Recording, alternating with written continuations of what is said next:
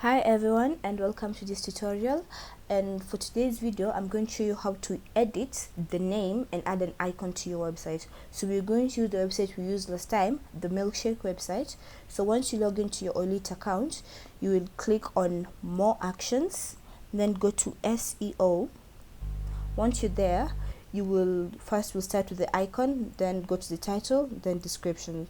So we'll click on drag and drop and choose an image we would like to use. For my case, we can use that. So it's uploading. Once it uploads, it's supposed to auto save. So for the title, we'll write the Smitten Smoothies. So I'll do that and I'll save, and then we'll call it, as a description, write the coolest bar in town, and save it. And that's basically it.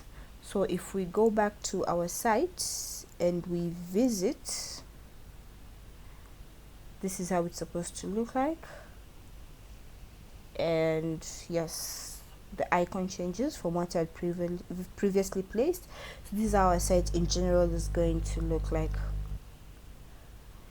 So in case of any questions, always remember you can message me, or you reach out to OLITT. You can reach out to their email, or even you can join the live chat.